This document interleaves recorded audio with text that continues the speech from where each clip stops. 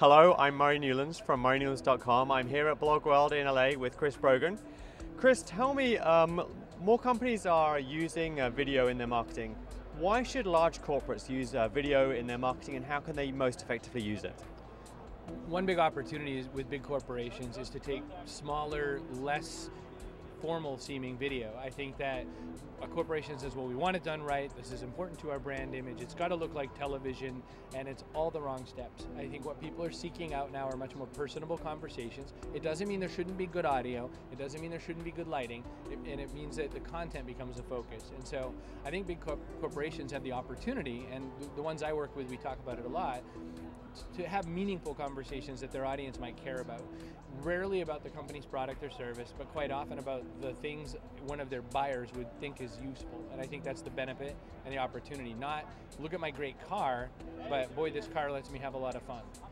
And how do they get their users, their fans, to help engage in video creation? That's a very difficult step. Getting fans to engage in video creation means that there's a real sense of loyalty and a real sense of, I really want to take part in this. Contests are usually very gamey feeling, they don't feel sincere, and then the production of the contest material doesn't always feel sincere. So I think that what you're hoping for is, one, you really hope that you get them to want to do it on their own. It's amazing when you actually search for existing company products, especially in the consumer realm, and see how many videos are made. And you might actually tease out from that some people who did a not so great version and say, I loved what you did, I'd love for you to make it again. In fact, if you did, we'd love to send you something. And that's a little different because they've already started with their loyalty and it brings it forward. I think that's one big opportunity. The other is host events, host live events where part of it is video making. And so part of it is you're in the moment, you're having a great experience, and you just go, this is great. And then you feel like doing the video. And Chris, who are you looking to connect with, and why do you want to connect with them, and what are you looking to do? That's a good question. My business, Human Business Works, works with mostly larger companies for the most part, and we're trying to help people learn how to amplify the human digital channel. And what I mean by that is, if you think of all the various sales points, there's lead generation, there's customer acquisition. One of the points is customer acquisition that we work on. The other is what we call community nurturing. And when I say that, community nurturing is you've already sold to the customer. How do you keep them alive? How do you keep them warm, well, and loyal? And I think these two touch points are really relationship heavy points. And my company's goal is to help big companies keep those relationships warm and alive, as opposed to falling short in their delivery of that, because a lot of companies either do great at marketing or good at customer service, etc. And I think there's a continuum there that we can help with.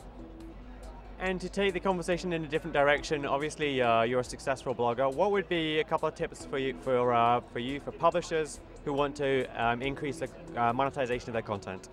It's a great question. There's a lot of ways to monetize content. Some people stuff ads around their site, and that's fine. Some people look for projects in which their writing leads somebody towards a call to action that makes them want to do something. Some people have off-site business work so that you read an interesting post and you say, oh, that's the kind of person I want to do business with. There's other ways. I mean, there could be product reviews. There's all kinds of ways that you can use the technologies that are at hand as a publisher to make sponsorships happen, to make reviews happen, to make interaction just really come alive.